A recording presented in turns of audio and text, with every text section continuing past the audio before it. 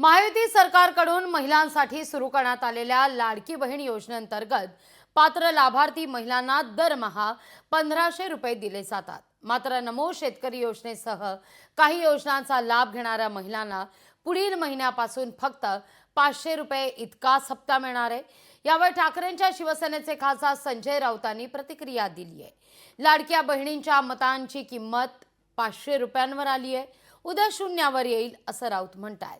तर अजित पवार निधी देत नाहीत अशी तक्रारही शिंदेंनी शहांकडे केल्याचं राऊत म्हणाले।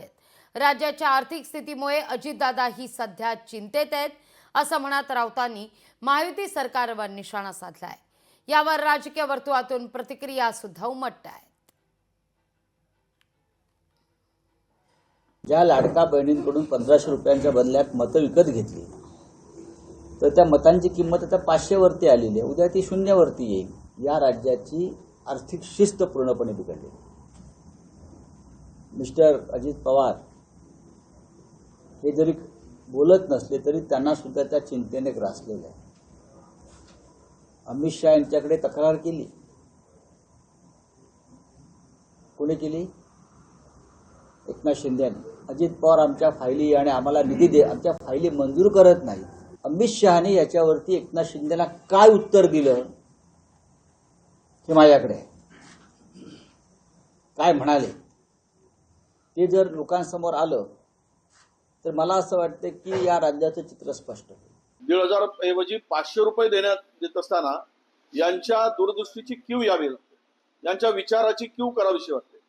अरे ज्यांना निराधारांना जर 1,500 रुपये मिळत असतील सरकारकडून, राज्य आणि केंद्राकडून, तर तुम्हाला तिथेही खुपतं आणि दुखतं आणि त्यांना मात्र 500 रुपये देण्यासाठी तुम्ही वरून 500 रुपये देताय कारण 1000 रुपये सरकारकडून मिळतात म्हणून।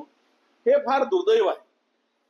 म्हणजे मतासाठी त्यावेळेस सरसकट निर्णय घेतले, मतं घेतली आणि आता मात्र यांची या योजना गुंडाळण्यासाठी किंवा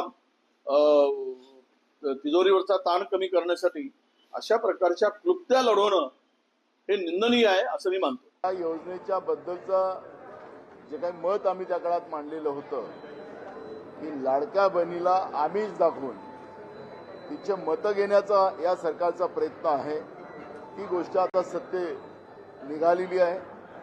1500च्या जागी 2100 रुपये देण्याचा निवडणुकीमध्ये यांनी शब्द दिलेला होता, त्या पद्धतीनं जाहीरनाम्यामध्ये सांगितलं होतं। पण आता 500 रुपये देण्याचा निर्णय हे सरकार करते आहे। म्हणजे लाडक्या बहिणीला फसवण्याचं पाप या लोकांनी केलं। आता लाडक्या बहिणीचा शाप या सरकारला लागल्याशिवाय राहणार नाही। लोकशाही मराठी ऐका, पहा, जागरूक रहा।